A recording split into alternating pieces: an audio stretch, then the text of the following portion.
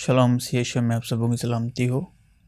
हम इंसान तब तक किसी भी अनदेखी अनसुनी चीज़ जो अपने आप में ज़मीनी जिस्मानी दे नहीं रखती मगर कुदरत में जिनका वजूद इंसान से भी पहले है, जो शब्द वो प्रेजेंट को दर्शाता है, यानी अभी को, इसी पल को, इसी वक्त को जो हो रहा है। हम जिंदगी की छोटी छोटी बातों में से सीखेंगे जो हर इंसान की जिंदगी का हिस्सा हैं। तो जैसे कि हमने शुरुआत में ही कहा है कि हम इंसान तब तक किसी भी अनदेखी अनसुनी चीज़ जो अपने आप में ज़मीनी शरीर नहीं रखती, जिसे हम छू नहीं सकते, जिस्मानी आँखों से देख नहीं सकते, जब तक हमारे बदन में चोट नहीं लगती तब तक हम दर्द से अनजान रहते हैं, यानी दर्द के एहसास से मुर्दा। लेकिन जब चोट लगती है तो हम इंसान एहसास-ए दर्द में जिंदा होते हैं,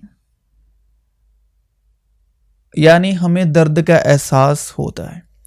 और जितनी ज़्यादा गहरी चोट होती है उतना ही ज़्यादा हमारा बदन और हमारा जो दिमाग है उस दर्द को महसूस कर पाता है। और ज़्यादा शदीद दर्द होता है, कहने का मतलब कि जितना ज़्यादा शदीद दर्द होता है उतना ही बड़ा हमारे मन में उस दर्द का आकार होता है।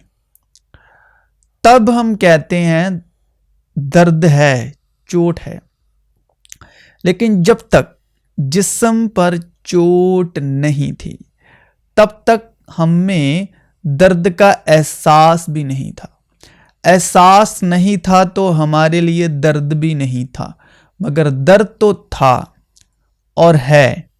और जब हमने उसको अपनी आंखों से देख लिया और महसूस करा, तब हमने अपने अनुभव से, एक्सपीरियंस से कहते हैं, जब कर चुके तो कहते हैं कि दर्द होता है। यानी जब हम एक्सपीरियंस कर लेते हैं तो हम कहते हैं कि दर्द होता है।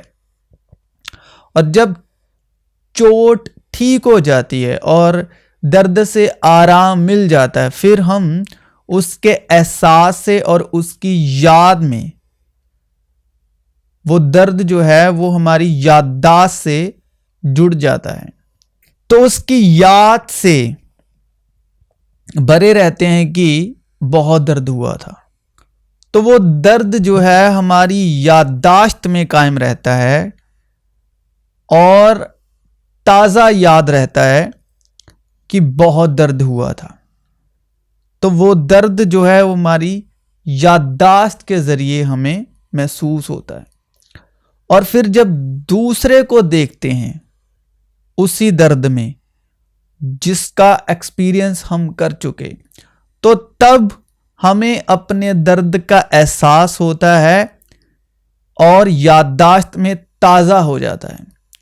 मगर उस वक्त हमारे बदन पर ना तो चोट होती है और ना दर्द, जबकि चोट तो दूसरे इंसान के जिस्म पर है, मगर वो दर्द हम में जिंदा रहता है, जी रहा होता है।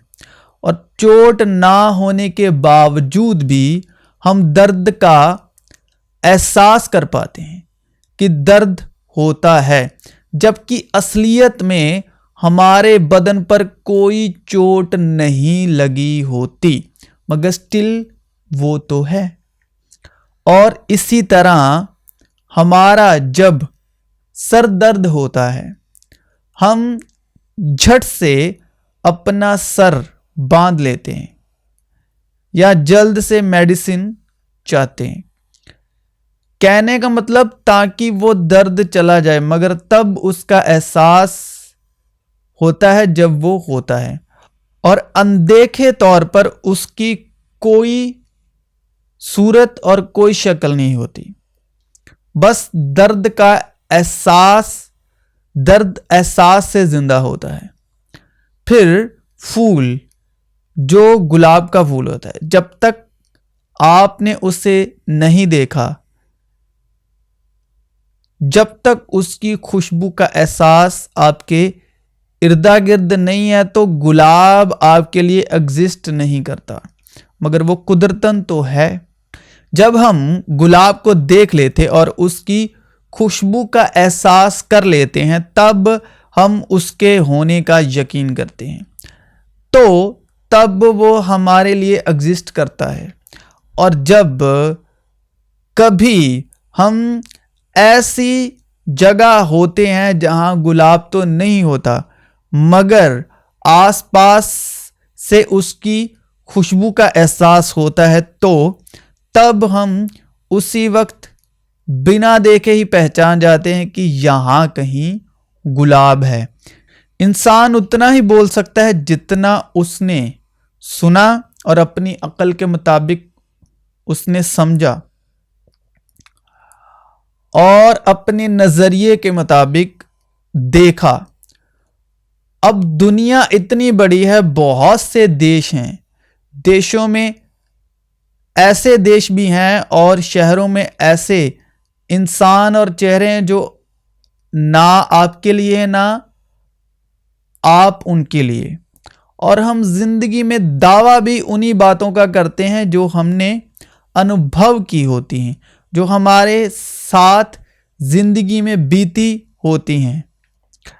अब जो इंसान गरीबी से गुजरकर कामयाब होता है, तो हमेशा उसके अंदर गरीबी का एहसास जिंदा रहता है, और जिन जिन हालातों में उसने अपने आप को सबसे छोटा महसूस किया होता है, लाचार महसूस किया होता है, जब वो गरीबी हालात और लाचार गरीबी के हालातों में लाचार होता है, उसी वक्त वो अपने मन में फैसला करता है कि मुझे इन हालातों में से निकलना है। गरीबी कोई बुरी चीज नहीं है, मगर हमारे आसपास के लोगों को जब हम देखते हैं, जिनके हालात हमेशा अच्छे होते हैं देखने में, उनको देखते हैं क्योंकि उनके पास हर सुख सुविधा का साधन होता है, तो जिसके पास नहीं होता तब वो भी इसकी ज़रूरत महसूस करता है। जब वो ऐसी सिचुएशन से होकर गुजरता है, पैदल चलने वाला अगर किसी भी जगह टाइम पर उसने पहुंचना हो, पर जिंदगी और मौत का सवाल हो, तो जब उसके पास कोई साधन नहीं होता कि वो जिसकी वजह से वो टाइम से पहुंच सकता है और उसके पास वो साधन नहीं है, तो तब उसको एहसास होता है कि ये चीजें कितनी जरूरी हैं। तो वो अपनी जिंदगी में फैसला लेता है, अब मुझे भी ये चीजें चाहिए, और साधन की वजह से कभी मेरे हाथ से मौका ना निकले ताकि मैं टाइम पर पहुंचूं। तो बेसिकली पैसा या कोई भी साधन है वो हमारा टाइम ही बचाता है। बेसिकली जो पैसा है वो पैसा नहीं, वो वक्त है। इंसान पैसा कमाता है वक्त से आगे निकलने के लिए। पैसा मतलब वक्त की बचत या वक्त से आगे निकलना। अब जब कोई इंसान जॉब करता है, वो अपने आप को और अपने आप का वक्त इन्वेस्ट करता है। इंसान वक्त के अधीन है, वक्त ही देता है, वक्त ही कमाता है। रिश्तों में भी टाइम, इमोशंस, अंडरस्टैंडिंग इन्वेस्ट होती है। इंसान वक्त ही देता है, वक्त ही कमाता है, वक्त ही खर्च करता है, वक्त ही बोता है और वक्त जो है वो वक्त के साथ उगता है और फल लाता है और इंसान उसका जो फल है वो काटता है। 8 से लेकर एक इंसान जॉब करने वाला इंसान 8 से लेकर 10 घंटे की जॉब कर रहा है, वक्त खर्च कर रहा है, वक्त कमा रहा है, यानी वक्त इन्वेस्ट कर रहा है, वक्त कमा रहा है और वक्त खर्च कर रहा है। कोई बाजार से अपनी ज़रूरत की चीज़ खरीद रहा है तो वो अपने वक्त की बचत कर रहा है, क्योंकि कोई भी पैदावार जो चीज़ ज़मीन से पैदा हो रही है उसका एक बोने का वक्त है, फिर उसका फलने और फूलने का वक्त है, फिर उसका काटने का वक्त है। और जिस इंसान के पास पैसा है और वो पका हुआ फलदार यानी फल या सब्जी को खरीद रहा है तो वो टाइम बचा रहा है, क्योंकि हर चीज का पैदा होने से लेकर पकने और काम में आने तक एक मुकर्रर वक्त है। इंसान वक्त कमा रहा है, वक्त खर्च कर रहा है, वक्त ही जमा कर रहा है। इंसान वक्त और हालात के अधीन रहकर दुनिया में चलता है और विश्वास वक्त से आगे चलकर काम करता है। हर चीज का एक मौका और हर काम का जो आसमान के नीचे होता है एक वक्त है। पैदा होने का एक वक्त है और मर जाने का एक वक्त है। दरख्त लगाने का एक वक्त है और लगाए हुए को उखाड़ने का एक वक्त है।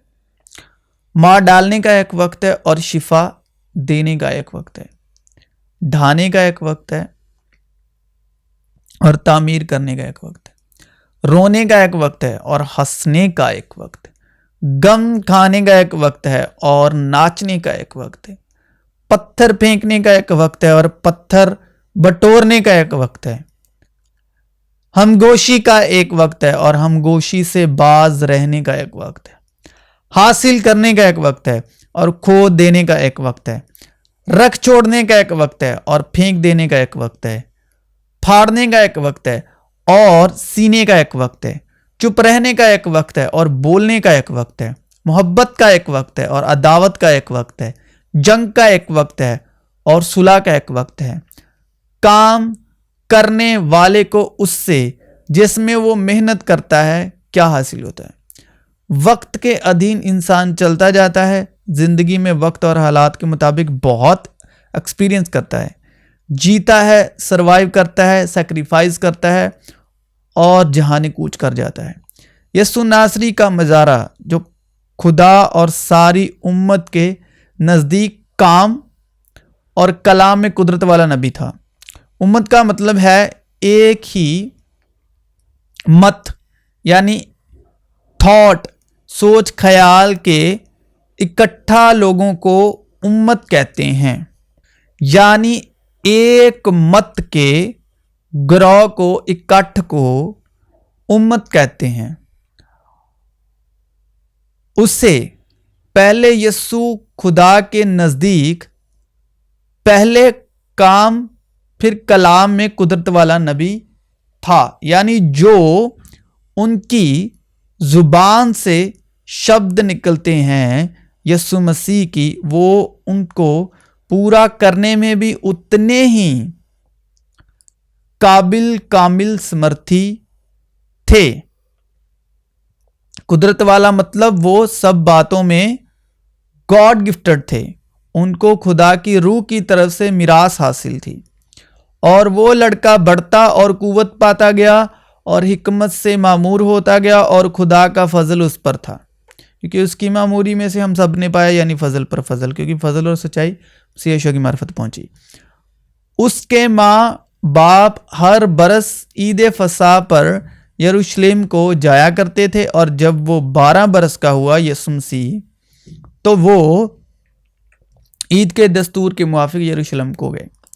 और 3 रोज पीछे ऐसा हुआ कि उन्होंने उसे हैकल में उस्तादों के बीच में बैठे उनकी सुनते और उनसे सवाल करते हुए पाया, और जितने उसकी सुन रहे थे उसकी समझ और उसके जवाबों से दंग थे। वो उसे देखकर हैरान हुए। अब एक तरफ हम नॉर्मल इंसान बात करते हैं जो शारीरिक, सामाजिक, संसारिक हैं। ऐसे इंसान जो हैं वो जुबान से कुछ, जो आम आदमी है संसारिक शरीर, वो जुबान से कुछ होता है और करता कुछ और है, कहता कुछ और है, और दिल से कुछ और होता है, दिमाग से कुछ और होता है, और बदन के कामों से, जो समाज में चलते फिरते काम करते हुए, कुछ और होता है। पतरस इसकी मिसाल है। शमौन पतरस ने उससे कहा, ऐ खुदावन तू कहां जाता है? यीशु ने जवाब दिया कि जहां मैं जाता हूं अब तो तू मेरे पीछे आ नहीं सकता, मगर बाद में मेरे पीछे आएगा। पतरस ने उससे कहा, ऐ खुदावन मैं तेरे पीछे अब क्यों नहीं आ सकता? मैं तो तेरे लिए अपनी जान दूंगा। यीशु ने जवाब दिया, क्या तू मेरे लिए अपनी जान देगा? मैं तुझसे सच सच कहता हूं कि मुर्ग बांग ना देगा जब तक कि तू 3 बार मेरा इनकार ना कर लेगा। अब पतरस ने कह तो दिया इमोशनली, बड़ाई के तौर पर, क्योंकि वो अपनी मोहब्बत साबित करना चाहता था यीशु के प्रति। लेकिन कलाम क्या कहता है? खुदा ने मोहब्बत की है, खुदा ने दुनिया से ऐसी मोहब्बत, खुदा ने मोहब्बत की। तो लिखा है मोहब्बत इसमें नहीं कि हमने खुदा से मोहब्बत की, मोहब्बत इसमें है कि खुदावन ने हमसे मोहब्बत की। तो पतरस क्या करना चाहता था? इमोशनली वो अपनी मोहब्बत साबित करना चाहता था यीशु के प्रति कि मैं तुमसे बहुत प्यार करता हूं। इसलिए उसने कहा, मैं तो तेरे लिए अपनी जान दूंगा। अब पतरस ने कह तो दिया यीशु से कि मैं तुम्हारे लिए जान दूंगा, मगर जज्बाती तौर पर, इमोशनली, इंसानी नियत इरादे में, जब हम एक दूसरे से वो मोहब्बत रखनी है जो रूह कुद्स के वसीले खुदा ने हमारे दिलों में डाली गई। लेकिन जब ये बात पतरस ने कही, तब तक रूह अब तक नाजिल नहीं हुआ था सिवा यीशु मसीह के अलावा। हमारा मेन पॉइंट क्या है जिसकी वजह से हम इस विषय में बात कर रहे हैं? जुबान से कहना और कही गई बात को संपूर्णता से निभाना। और पतरस बाहर सहन में बैठा हुआ था कि एक लौंडी उसके पास आकर बोली, तू भी यीशु गलीली के साथ था। उसने सबके सामने यह कहकर इनकार किया कि मैं नहीं जानता, तू क्या कहती है? और जब वो ड्योढ़ी में चला गया तो दूसरी ने उसे देखा और जो वहां थे उनसे कहा, यह भी यीशु नासरी के साथ था। उसने कसम खाकर फिर इनकार किया कि मैं इस आदमी को नहीं जानता। थोड़ी देर के बाद जो वहां खड़े थे उन्होंने पतरस के पास आकर कहा कि बेशक तू भी उनमें से है, क्योंकि तेरी बोली से भी जाहिर होता है। इस पर वो लानत करने और कसम खाने लगा कि मैं इस आदमी को नहीं जानता, और फिलफौर मुर्ग ने बांग दी। पतरस को यीशु की वो बात याद आई जो उसने कही थी कि मुर्ग के बांग देने से पहले तू 3 बार मेरा इनकार करेगा, और वो बाहर जाकर जार रोया। और जब खाना खा चुके तो यीशु ने शिमोन पतरस से कहा कि ऐ शिमोन, यूहन्ना के बेटे, अब जो पहला हमने कलाम पढ़ा वो यीशु मसीह के पकड़वाए जाने के वक्त था। अब ये जो हम कलाम पढ़ने वाले हैं ये यीशु मसीह के जी उठने के बाद यीशुआ ने उन पर जब जाहिर किया। ऐ शिमोन यूहन्ना के बेटे, क्या तू इनसे ज्यादा मुझसे मोहब्बत रखता है? उसने उससे कहा, हाँ खुदावन, तू तो जानता ही है कि मैं तुझे अजीज रखता हूं। उसने उससे कहा, तो मेरे बर्रे चरा, यानी अपनी मोहब्बत साबित कर, मेरे बर्रे चरा। क्योंकि यस्सु ने हमें जान देकर खुदावन की मोहब्बत साबित की। तो यस्सु ने अब पतरस से कहा कि अब तू अपनी मोहब्बत साबित कर, मैंने तो अपनी मोहब्बत साबित कर दी। तो ये जब तीसरे दिन मृदों में से यीशु मसीह जी उठे और शागिर्दों पर खुद को उन्होंने अपने आप को जी उठने के बाद जाहिर किया। तो मेरे बर्रे चरा। उसने दोबारा उससे फिर कहा कि ऐ शिमोन यूहन्ना के बेटे, क्या तू मुझसे मोहब्बत रखता है? वो बोला, हाँ खुदावन, तू तो जानता ही है कि मैं तुझको अजीज रखता हूं। उसने उससे कहा, तो मेरी भेड़ों की गल्लाबानी कर। उसने तीसरी बार उससे कहा कि ऐ शिमोन यूहन्ना के बेटे, क्या तू मुझे अजीज रखता है? क्योंकि उसने तीसरी बार उससे कहा, क्या तू मुझे अजीज रखता है? इस सबब से पतरस ने दिलगीर होकर उससे कहा, है खुदावन, तू तो सब कुछ जानता है, तुझे मालूम ही है कि मैं तुझे अजीज रखता हूं। यीशु ने उससे कहा, तो मेरी भेड़ चरा। और सिर्फ यही नहीं, बल्कि मुसीबतों में भी फकर करे, ये जानकर कि मुसीबत से सब्र पैदा होता है, और सब्र से पुख्तायगी, और पुख्तायगी से उम्मीद पैदा होती है, और उम्मीद से शर्मिंदगी हासिल नहीं होती, क्योंकि रूहुल कुद्स जो हमको बख्शा गया है उसके वसीले से खुदा की मोहब्बत हमारे दिलों में डाली गई है। क्योंकि जब हम कमजोर ही थे तो ऐन वक्त पर मसीह बेदीनियों की खातिर मोया। किसी रास्तबाज की खातिर भी मुश्किल से कोई अपनी जान देगा, मगर शायद किसी नेक आदमी के लिए कोई अपनी जान तक दे देने की जरूरत करे। लेकिन खुदा अपनी मोहब्बत की खूबी हम पर यूं जाहिर करता है कि जब हम गुनाहगार ही थे तो मसीह हमारी खातिर मोया। बस अब जो मसीह यीशु में है उन पर सजा का हुक्म नहीं, क्योंकि जिंदगी की रूह की शरीयत ने मसीह यीशु में मुझे गुनाह और मौत की शरीयत से आजाद कर दिया। इसलिए कि जो काम शरीयत यानी मूसा के 10 हुक्म जिस्म के सबब कमजोर होकर ना कर सके, वो खुदा ने किया, यानी उसने अपने बेटे को गुनाह उलूदा जिस्म की सूरत में और गुनाह की कुर्बानी के लिए भेजकर जिस्म में गुनाह की सजा का हुक्म दिया, ताकि शरीयत का तकाजा हमें पूरा हो, जो जिस्म के मुताबिक नहीं बल्कि रूह के मुताबिक चलते हैं।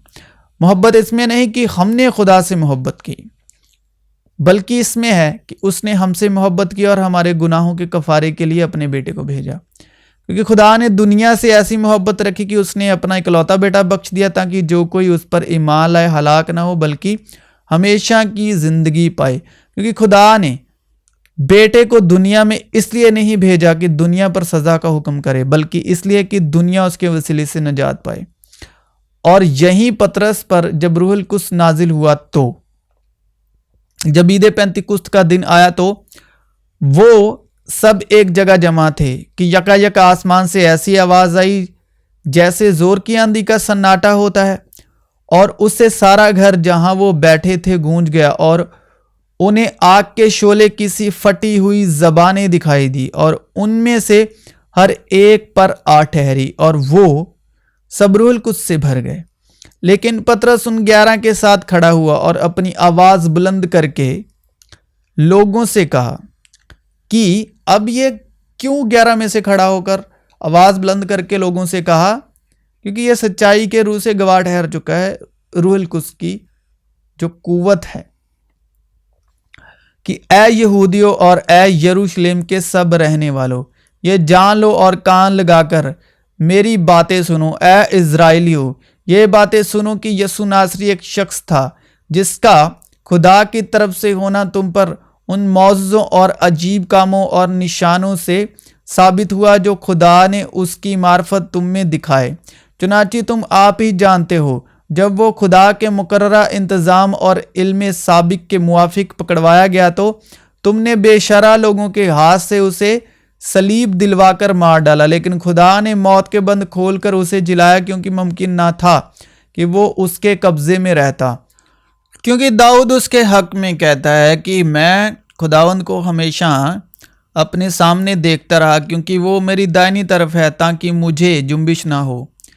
इसी सबब से मेरा दिल खुश हुआ और मेरी जबान शाद, बल्कि मेरा जिस्म भी उम्मीद में बसा रहेगा, इसलिए कि तू मेरी जान को आलम अरवा में ना छोड़ेगा और ना अपने मुकद्दस के सड़ने की नौबत पहुंचने देगा। तूने मुझे जिंदगी की राहें बताई, तू मुझे अपने दीदार के बायस खुशी से भर देगा। ऐ भाइयों, मैं कौम के बुजुर्ग दाऊद के हक में तुमसे दलीरी के साथ कह सकता हूं कि वो मोया और दफन भी हुआ और उसकी कब्र आज तक हम में मौजूद है। बस नबी होकर और ये जानकर कि खुदा ने मुझसे कसम खाई है कि तेरी नस्ल से एक शख्स को तेरे तख्त पर बिठाऊंगा, उसने पेशनगोई के तौर पर मसीह के जी उठने का जिक्र किया कि ना वो आलम अरवा में छोड़ा गया, ना उसके जिस्म के सड़ने की नौबत पहुंची। इसी यस्सु को खुदा ने जिलाया, जिसके हम सब गवाह हैं। बस खुदा के दाहिने खास से सर बुलंद होकर और बाप से वो रूहुल कुद्स हासिल करके जिसका वादा किया गया था, उसने ये नाजिल किया जो तुम देखते और सुनते हो। क्योंकि दाऊद तो आसमान पर नहीं चढ़ा, लेकिन वो खुद कहता है कि खुदावन ने मेरे खुदावन से कहा, मेरी दाहिनी तरफ बैठ, जब तक मैं तेरे दुश्मनों को तेरे पांव तले की चौकी ना कर दूं। बस इज़राइल का सारा घराना यकीन जान ले कि खुदा ने उसी यस्सु को जिससे तुमने सलीब दी खुदावंद भी किया और मसीह भी। जब उन्होंने ये सुना तो उनके दिलों पर चोट लगी और पतरस और बाकी रसूलों से कहा कि ऐ भाइयों, हम क्या करें? पतरस ने उनसे कहा कि तौबा करो और तुम में से हर एक अपने गुनाहों की मुआफ़ी के लिए यीशु मसीह के नाम पर बपतिस्मा ले, तो तुम रूहुल कुद्स इनाम में पाओगे। इसलिए कि ये वादा तुम पर और तुम्हारी औलाद और उन सब दूर के लोगों से भी है जिनको खुदावंद हमारा खुदा अपने पास बुलाएगा। और उसने और बहुत सी बातें जता जता कर उन्हें ये नसीहत की कि अपने आप को इस टेढ़ी कौम से बचाओ। बस जिन लोगों ने उसका कलाम कबूल किया, उन्होंने बपतिस्मा लिया और उसी रोज 3000 आदमियों के करीब उनमें मिल गए। आज बहुत से लोग मसीह यीशु का इकरार तो करते हैं, मगर अपनी जुबान और बदन के कामों से पतरस की तरह इनकार करते हैं। वो खुदा की पहचान का दावा तो करते हैं, मगर अपने कामों से उसका इनकार करते हैं, क्योंकि वो मकरूह और नाफरमान हैं और किसी नेक काम के काबिल नहीं।